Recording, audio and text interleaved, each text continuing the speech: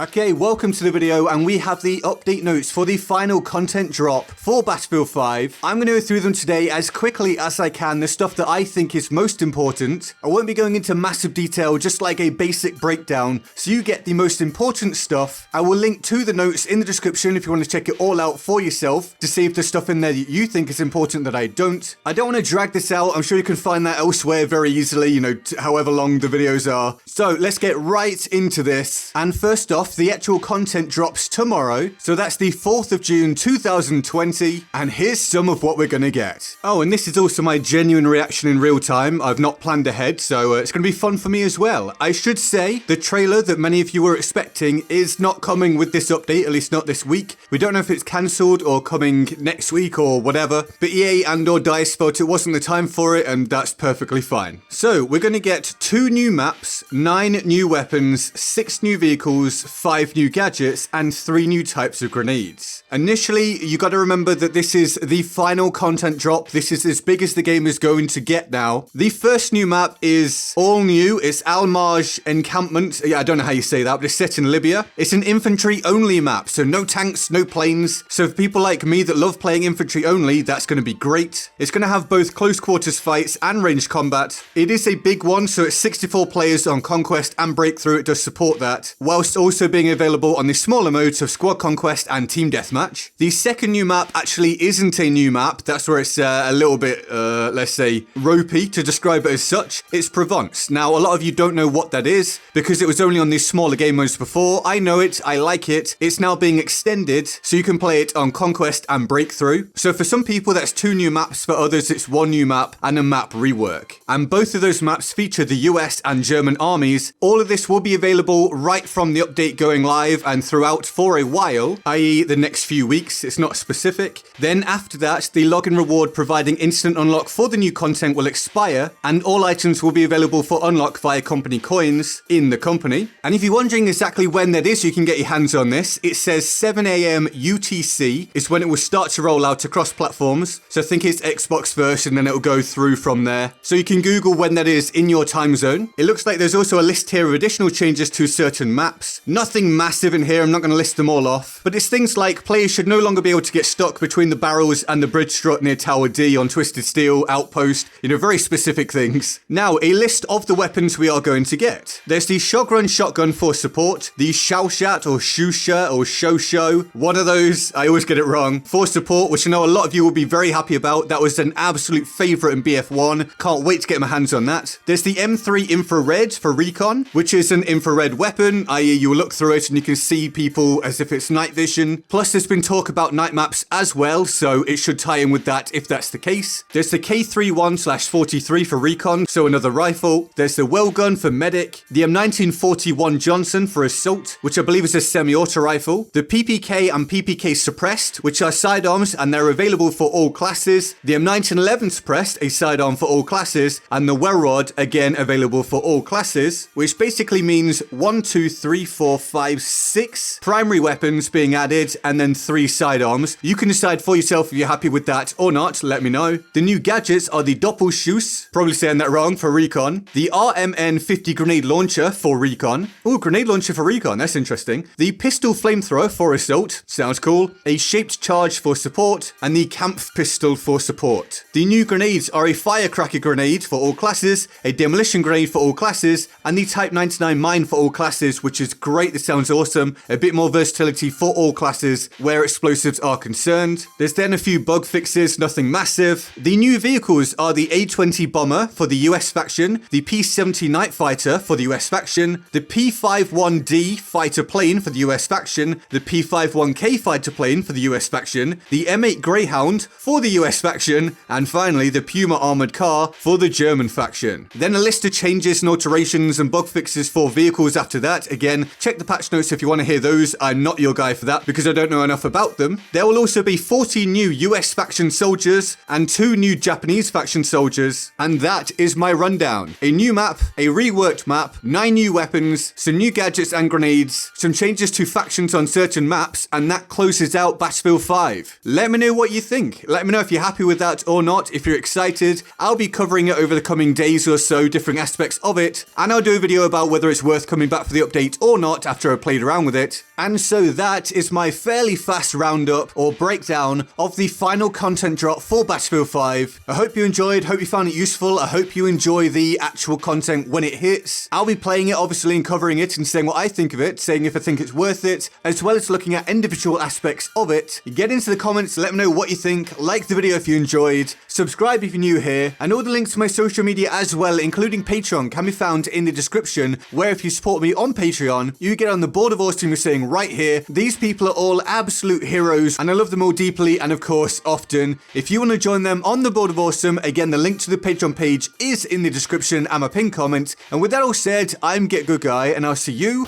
next time. Laters. Now, if BF5 or any other issues have bothered you enough that you don't want to play the series or support the company, then of course just don't play it. That's fine, that's sensible.